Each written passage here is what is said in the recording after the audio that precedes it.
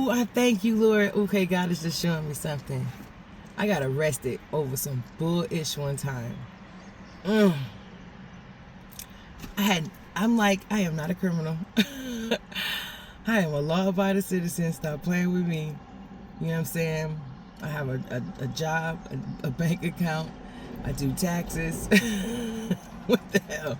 Got a passport. You know what I'm saying? Driver's license is straight. No points. No weird. I'm a law-abiding citizen.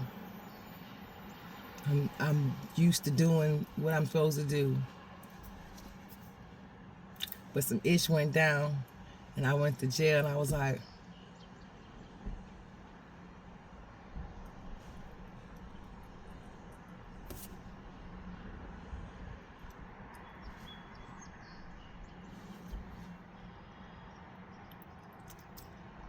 but I understand that I had some wrong, even in that thing.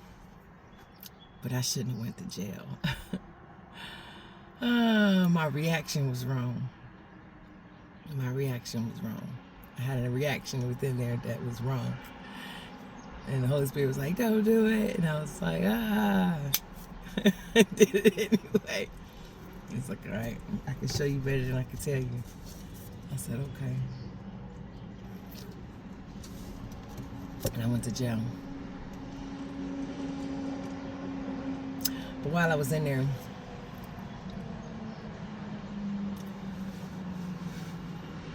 I had such a peace. Matter of fact, when the cop was walking up to me to arrest me, the Holy Spirit said to me, trust me and don't resist. And I said, okay. And the guy said, turn around. I turned around. He said, put your hands behind your back. Put my hands behind my back.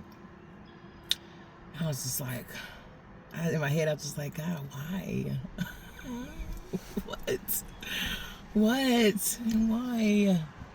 I'm already by myself. What are we doing out here? I go sit in the squad car. I say nothing. The cop is going back and forth to the house. They writing reports and stuff, lying on me and just saying all kind of crazy stuff. I was like, what? Who? What? I was like, God, what? Oh, I get to jail. And it's like something out of a movie, guys. Come on. Like, I have such this fairy tale mind. I don't know, whatever creativity, I would say. And, roll my window up because it's cold. And I don't have my earmuffs today. So, I get to jail. I'm in there. I'm sitting there. They doing a little booking part. And the cops are just talking to me. The one cop that brought me in, before he even got there, he was just trying to like talk to me, trying to ask me questions. And I was just sitting there quiet and just disbelief. He was like, you don't seem like you did anything wrong or you should be in this position. I said, I shouldn't. And he was like, is there anything else you want to tell me? I said, no, I told them everything. I don't know what else I can say. You know what I'm saying? But you got two people against one. What you want me to do, sir? I'm already in the car, riding to the jail cell. Let's go. Come on. So we get there. He's feeling very sympathetic for me. The guy in there is booking me, a heavy-set guy. He all like, and what's your name? Spell it slowly for me. Sure. M-I-S-T-E-E.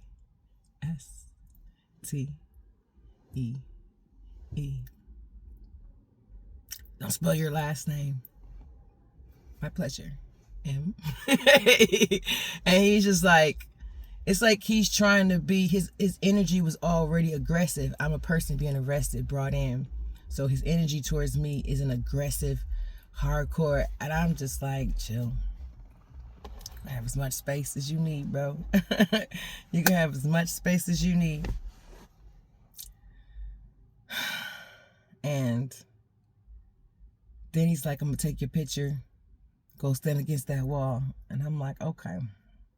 They took my coat. It's wintertime. I had this big coat.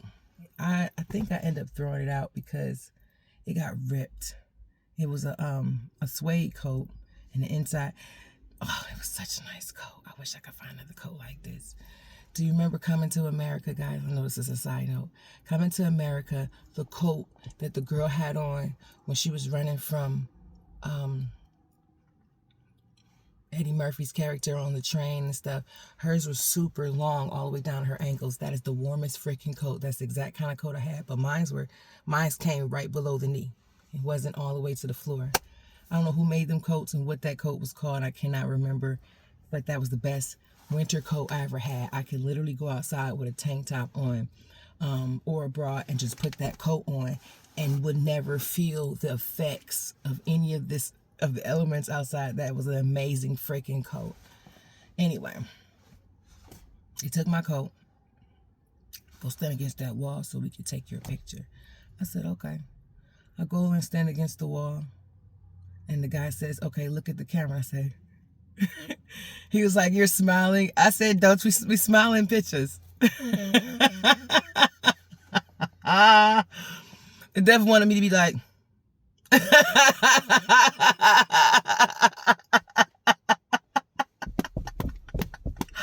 I love it, Lord. So I smiled in my picture. He turned to the side, I was smiling, so you see them cheekbones. Turned to the side, I was smiling, so you see the cheekbones. And they booked me. And it's like they're doing everything in their power to try to piss me off, to have me act a donkey, act crazy, whatever. Like entitled. I have the right to be. I'm here. Shoot, let's go. What we doing, Lord? So they take my coat. They mad I'm smiling in my pictures. And they like, we about to transfer you to the county. And I was like, well, why can't I just stay here? This is my city. And Jay was like, well, this jailhouse or whatever don't hold women. So all the women have to go to the county. Really? Fine. Can I have my coat? No, you can't take your coat because it's too big. What? So they walked me back outside in my tank top. No, I had on not tank top. I had on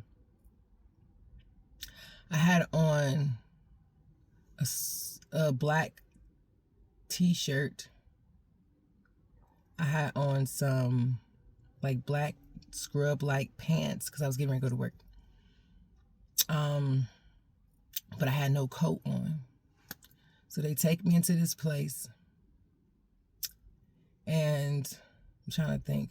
They take me outside in the cold with no coat on. And then they take me to the emergency room. And I get to the emergency room, and I'm sitting in the waiting room because we about to examine my rib cage because one of the people was kneeling on me with their knee in my rib cage trying to break it. So we get there, and I'm sitting there in this waiting room. I'm waiting with people, and the cop is like talking to me. He had a whole camera right here, trying to catch me on camera saying something. I don't know. And I'm just talking to the people, and they like,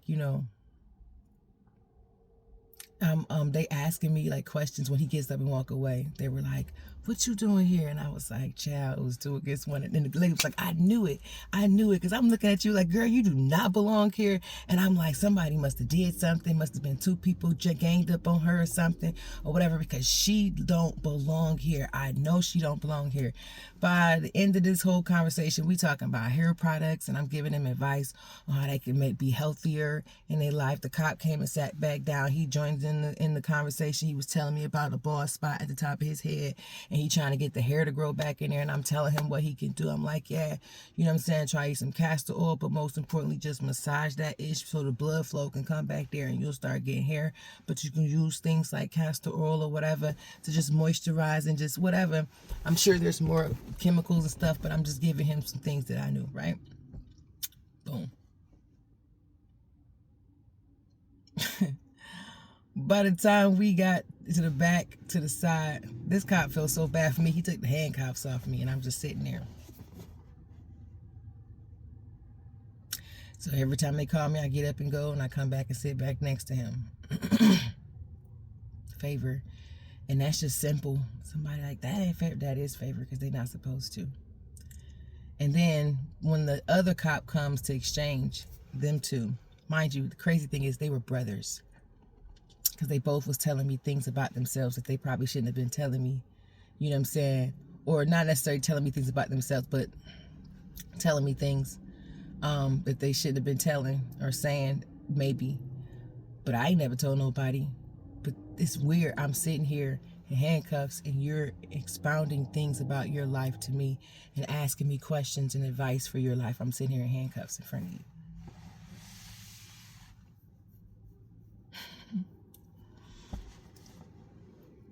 So anyway, we go from the the hospital,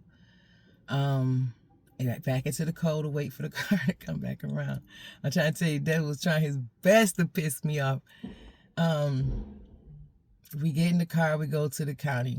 In the county, I was so dry, my face was broken out because I was so angry. But God was like, let go, and just start becoming peaceful. And I just started letting go. But my face was so dry. It was so dry and just crashy. I was so tense already, not just from that event, but from other things in my life that was happening. And I was just praying about it, but I was just going through so much, and I was just so tense. And it was just, everybody just felt like they was coming at me in crazy manners and ways. And then this event happened, and I go to the county, right? We get in the county, they take our clothes, we put on like these little jumpers, like scrubs, like things or whatever. And then they like, I'm telling her, I got fractured ribs and stuff like that. She was like, well, and I just went to the emergency room, whatever. She was like, well, I can't give you anything unless you let me examine you. And I said, that's fine. She was like, and I gotta take your blood. No, thank you. No, thank you. That's all right. I'll be all right. I'll be all right. Because I was getting ready to take some. I was like, I'll take some. I just said, can I just have some Tylenol? She said, no, I have to examine you and take your blood just for me to give you Tylenol.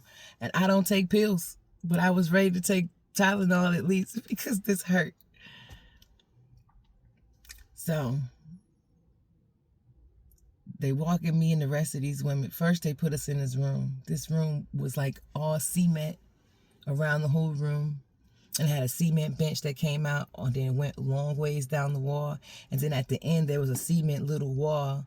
And then behind that little wall was a toilet. You guys, I was in this thing like it was a whole movie. Like, I'm in a movie. And I'm the person that's been... My mindset, I'm trying to tell you, I was good. I was good. I wasn't angry. I can recognize the conditions. It was cold as hell in there. I had no real warmth. It was cold, freezing.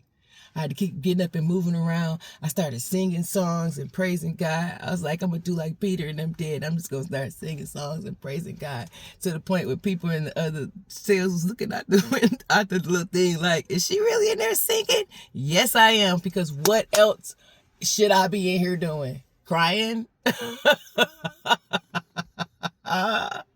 What else should I be in here doing? Because not anything other than singing and laughing is going to make me feel worse, or going to make me feel bad. And I didn't even feel, I felt some type of way about the whole scenario. I was just like wondering, like, really? Really?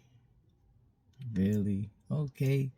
Then they brought these two young ladies in. One was nice, hair laid, fried, dyed, laid to the side. It was beautiful. Her hair was beautiful. And then there was this other young lady that came in. The girl whose hair was laid, she was done. Like, her hair was beautiful, it was laid. Like, so you could tell she's a law-abiding citizen. She takes care of herself. Her nails was done, yada, yada, yada. So in my mind, I'm like, what the hell is you doing here? You know what I'm saying? And then the other young lady they brought in was a very small, frail young woman. You could tell she was strung out on drugs and something else. Her hair was all ratty and oily and stringy. And she had on really little short, tiny skirt. She had on flip-flops. I think, or either no shoes at all. I don't remember. Flip-flops, I think. And she had on some type of little halter top shirt. Mind you, it's still wintertime outside, y'all. Halter top shirt with like a little, was it look a little sweater jacket? Or no, she didn't have a sweater jacket on. She just had like a t-shirt or something on. Mind you, this other girl who was fried died laid to the side, she still got her damn coat on. Excuse my language. I ain't got no coat, this baby ain't got no coat. And I'm pointing like this because eventually the strung out girl walks over to this girl with the hair. And just, because her hair was fly, y'all. I could just know her by her hair. Her hair was beautiful. It still is beautiful. I still see her from time to time on social media, and God is doing some miraculous things in her life. But anyway, the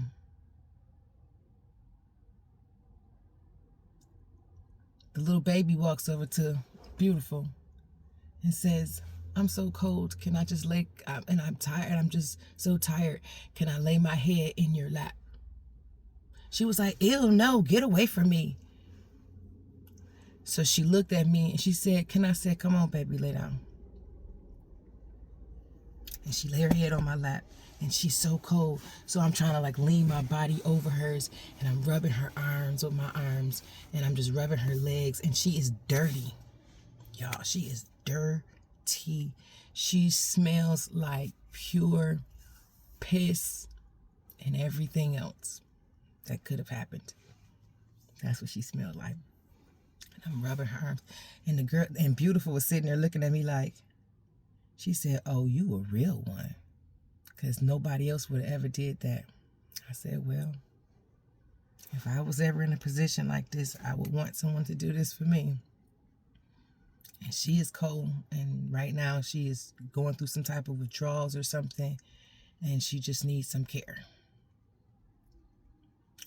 Now, mind you, they would have normally even treated this young lady very harshly because we all in jail and they don't care. But they didn't for some reason. I feel it was the love of God just resting right there. They transfer us to another place. That's when we changed our clothes. And they put us in this room, another room, until we could be transferred to wherever we was going to be. And we go in the room. They give us, they didn't give us no blankets or anything. We got our little jumpsuits on, me and Beautiful. And the other baby, I don't even, did they change her clothes? We helped her change her clothes? I don't remember. She thinks she also had she changed her clothes, had a suit on. We changed our clothes. They put us in this room. There is 2 girls laying on the floor on one girl's blanket because they got blankets. And they're laying on the floor with each other like spooning. And then they got the second girl's blanket on top of them. And I'm like, where y'all get blankets from? It's like, they gave us blankets. I'm like, they didn't give us no blankets. And she was like, you can get down here with us too. So I turned to Beautiful and said, come on, Beautiful, because I know you cold too. She was like, I am not laying down on the floor. Okay, so I get down on the floor, and I'm the third one. I put this blanket. It got so warm in there so fast, we had to pull the cover back like, because it was so cold in there, you guys. It was so freaking cold. I'm talking about, I couldn't tell you, I don't know. It was like, you know how you may walk around your house with 68 degrees or something like that, and like that changeable weather, 68 to 70 degrees. Some people, no, it was colder than that. They had to have had it on like 50-something degrees because that didn't make sense how cold it was. And even just moving around and jumping didn't work. Then they transferred us again. Now there's these 3 units, 1, 2, 3 units. And in these 3 units, there's multiple rooms. And then there's this big open space off these 3 units. And then outside a door from that space is 2 guards that control who comes in and out. There's the unit on against this wall, unit in the middle, unit against that wall. I'm in the unit against this wall. And this wall, actually, it has a door that goes into the main holding. We're in like a temporary holding space. That's main, like county holding. Like for the girls that's going to be there for a minute. And we just in a temporary space. And I'm supposed to be here for 2 nights. So as we walking up there going to that area, they got to scan our body, and I'm like, oh, this is cool. So I'm in there dancing, and the security or police lady that's doing it, she was like, Miss Merritt, can you just be still? I said, I'm sorry, this is so cool. And she just looked at me like, what?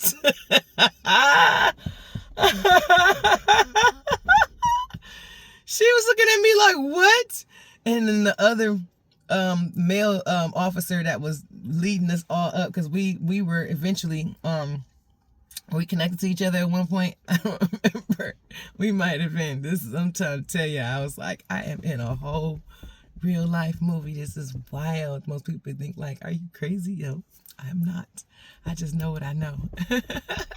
So I get in there, and as they're transporting us, they put us in the elevator, and I'm talking to Beautiful. Beautiful standing next to me, and we talking and we giggling and we laughing and stuff, and we laughing about just stuff, just not talking about nobody. We just laughing. And this officer was like, "You guys are sure in a great mood." I said, "What kind of mood you want us to be in, sir? You want us to be angry? You want us to be all aggressive and mad and try to attack you or something?" And he was like, "Well, no." I was like, "So this is better?" He was like, "Yeah." And then we looked at each other and we just started laughing again. I'm dead. So they put us up in this little holding area, and Beautiful is my roommate. And Beautiful is like, "Why are you in here?" And I'm telling her, and I'm just angry, and I'm like, "And these niggas, they got me messed up." And yada, yada, yada. And Blase spit. Who said what and did that too? And all these moments, and they just happened in this way. And she was like, "Dang, that's messed up. I'm so sorry. But girl,"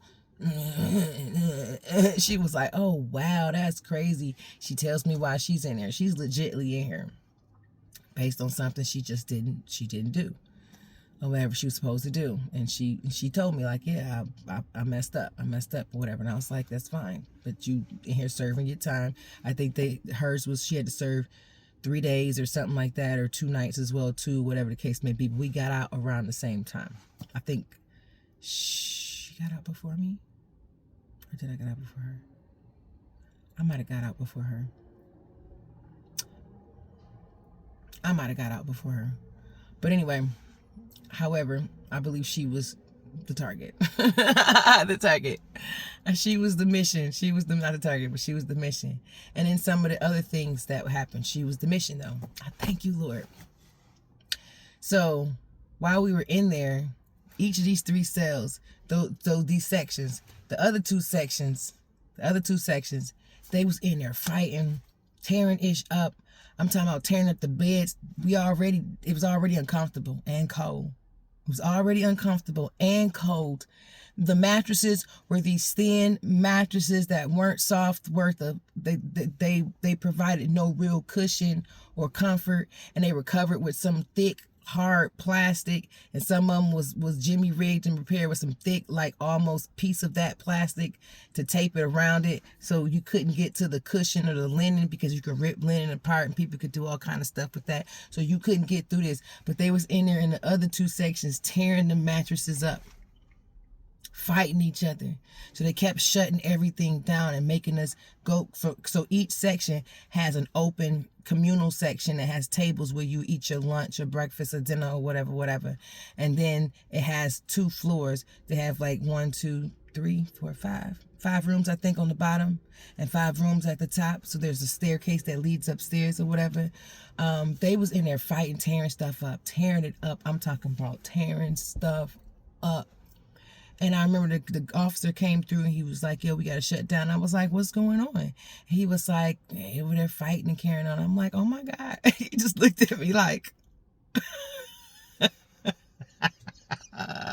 he looked at me like, "Yeah, right." I'm like, "We already in here. Chill." You know what I'm saying? When they let us go, we was in our section playing red light, yellow light, green light, because you got me messed up. Did we do Simon Says? We was playing red light, yellow light, green light. The one girl that was in there like, "You know it, cause that biscuit over there, she was talking smack about." I was laying in my little bed, and I heard her yelling because she was getting into it with some girl from another section that wasn't even in our section. Something about a man. I'm laying on my bed upstairs. My ribs hurt. And I hear it. I'm just like, ugh. So I roll. I'm at the top bunk. I roll out and I jump down. And I walk out there. I'm like, hey! And they all look up at me because my room was upstairs. I said, listen, let them fight the donkey over there. We ain't here. We can't go nowhere else. We just going to be peaceful while we here. Cool? They was like, yeah. I said, don't that make more sense? And they was like, yeah, that makes more sense. We was in there playing red light, yellow light, green light, sharing food. Like, I don't really like the apples, but I like the cake. You can have my cake, I take your apple. The meat is that you can have my meat, I take your apple. We was over there being normal to the point where the guards was looking in our pot like,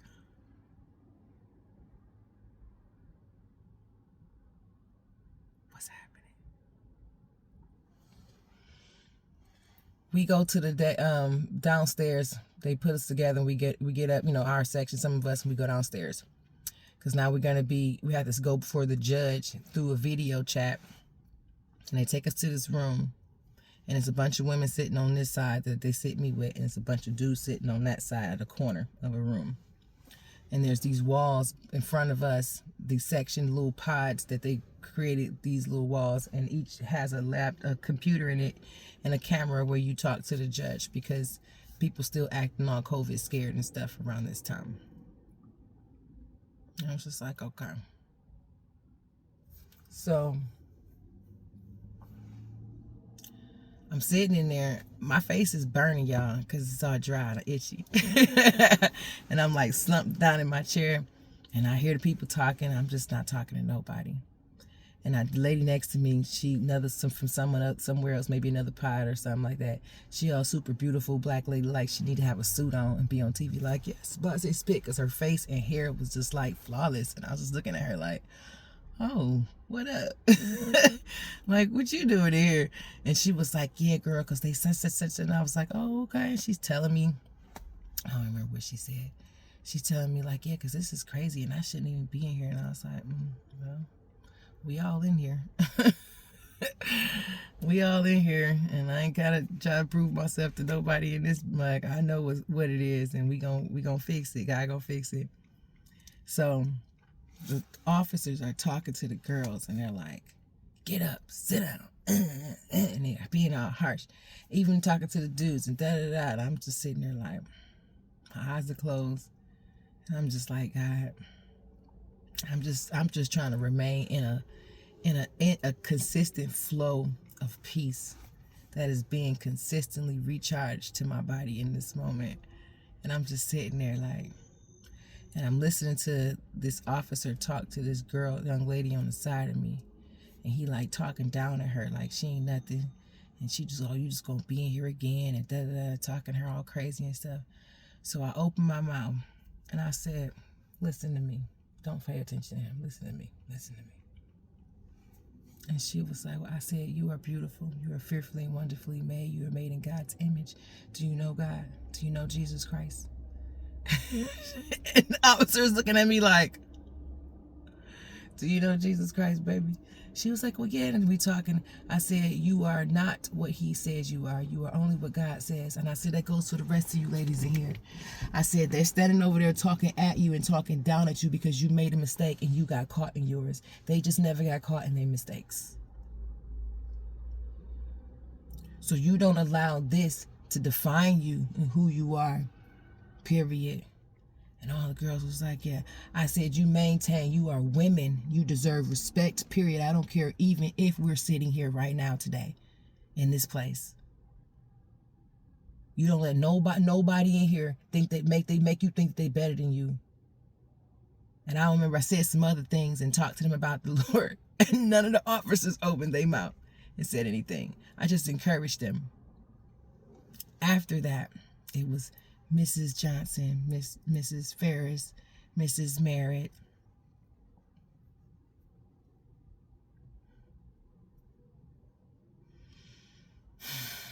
God is so freaking good. Now, in the time of all of this, I was mad, but I was still doing the things that I was supposed to do. But I was mad that I was even in jail. Like, what the heck? I'm not a criminal. I'm a law-abiding citizen. Like, why am I in here? But it took me some while, not right now, but it took me a while for God to really just be like, look at what you just did.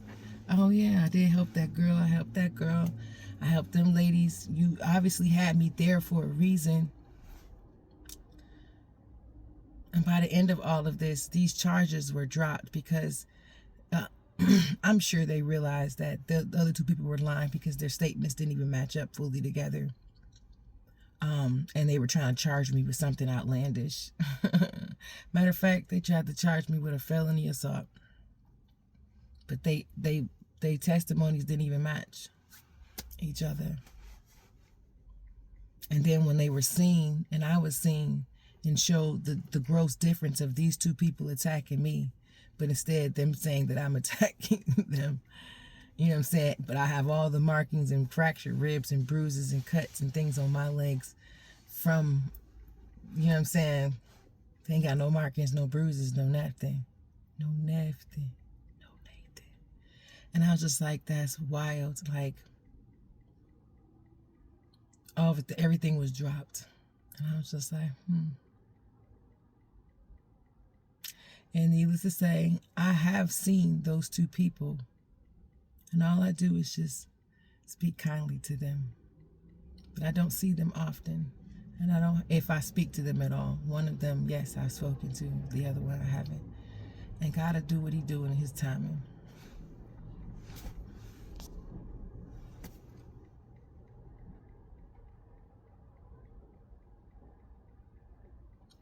It's possible to get close, so close to the cross, that you can experience real heavy stuff and still just be good. Always. Because you learn to let go of all of this. Understand it, but let it go. Come out. Be ye separated in mind and thought and understanding. Yeshua was separated from the world. His disciples began to be separated from the world in mind and deed and understanding and thought, because they didn't think like everybody else, but yet they still ate cooked food, knew they had to go here, but their mission and purpose from in this world was different.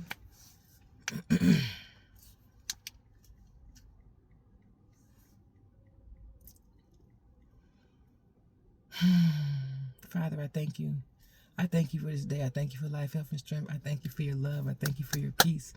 I thank you for your joy. I thank you for your care, your understanding, your wisdom, for being my God and being who you are. I thank you because you are worthy. Only you. Only you, Lord. And I thank you, even in the midst right now of struggles that I may have and things that are going on in my life that I could sit here and complain to you about, talk to you about, but I just thank you for understanding.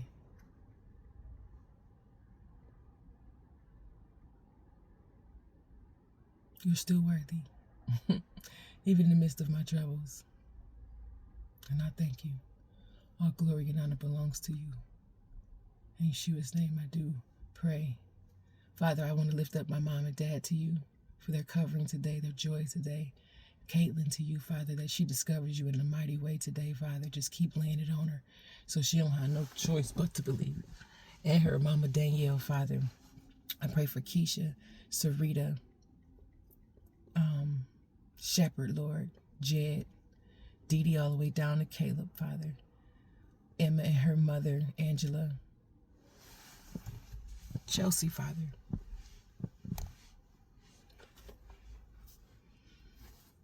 John, Lord. Preach, Father.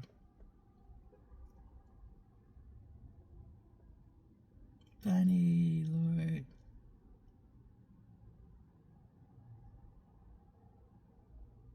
An amazing day, filled with your wonders and your awesome beauty and joy. And everybody on the other side of this camera that may get to see this if I post it. Y'all have a wonderful and blessed day. Picky, picky, picky.